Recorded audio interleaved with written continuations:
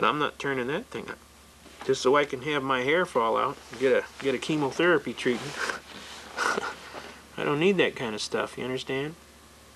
I told the judge, I says, you got any kind of idea what kind of power is coming off the end of the antenna on that gun?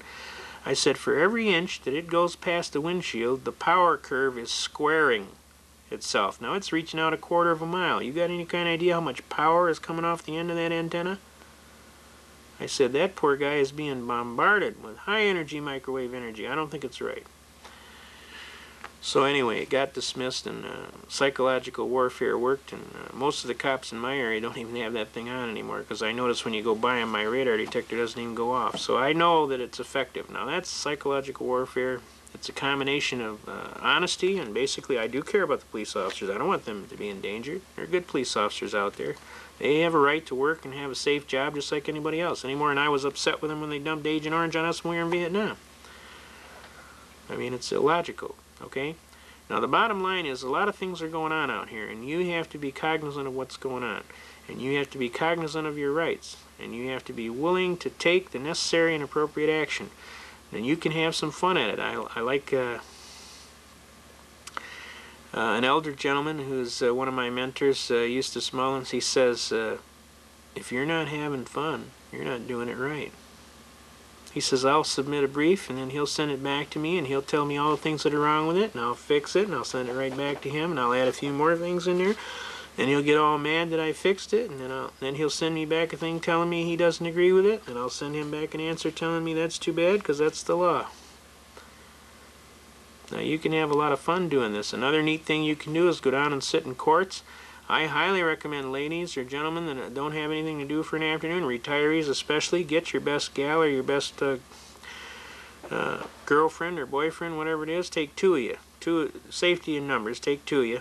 Dress in your best suit and what have you, tie or best skirt and what have you. Go down and sit in the court and take a legal pad, just 2 of you, and sit there for the day. In the left, you want to sit in the left rear side, the last pew in the left rear side. And just sit there and do not smile. They'll think you're from the Judicial Tenure Commission. You ought to see what happens. It's great. Everybody gets read their rights. Everybody gets treated like a human creature. It's absolutely uplifting. The judge will stop what he's doing and ask you, we're not here for anything serious today, are we? And I'll say, no, sir, Your Honor, I'm just casually observing. He'll go, no. Why are we here today? Honest, sir, we were just in the area. We heard that you were a real good judge, and we wanted to see you in action. My associate was driving in the area, and we stopped by to see you. He says, that fish smells awful loosely wrapped to me. Now, you tell me why you're here right now. Honest to God, sir, we're just casually observing. Okay, all lawyers in my chambers. Shuts the court down, goes in his chambers. Now, look. They start trying cases in the chambers, and they started trying them in the hallway. Then they were on the other side of the clerk's office at the other end of the hallway. Then they come back, and then the little gal from the prosecutor goes on. She says, what's with the nerd patrol? The judge gave her a look that would kill.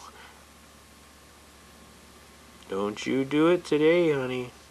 You keep that mouth zipped. These guys are from the Tenure Commission. We don't want no problems with the state. You button that hatch. I mean, you can have a lot of fun. My associate was just absolutely almost in tears. He could keep his straight face no longer, so I said, all right, we're leaving. We got out. He laughed all the way down to the car, laughed all the way down Rochester Road to the expressway. He said, that's the most fun I had in my life, just sitting there in that day. And everybody was getting off. Guys were getting sentences canceled. Guys were getting out of jail. One guy had $2,500 worth of fines, and they got reduced to $124 and 5 days served. It was $240, and it was going to be 10 days in jail, but the judge turned to me and winked. He says, I can't throw him in jail for a civil infraction. I knew that. So, this is the last offer I'm going to give you, young man. It's going to be $124 and 5 days served. Does that sound good to you? The lawyer turns to me and says, you better take this. This is the best deal you're ever going to get. So I'm telling you, you can be effective as citizens. You can get on the radio. You can call up. We have here Mark Scott on the radio, and we have several people. Mike Reagan. We have Jesus. There's at least 8 or 10 top people. Joe Maxwell was on there. There's a Newman fellow, Dave Newman.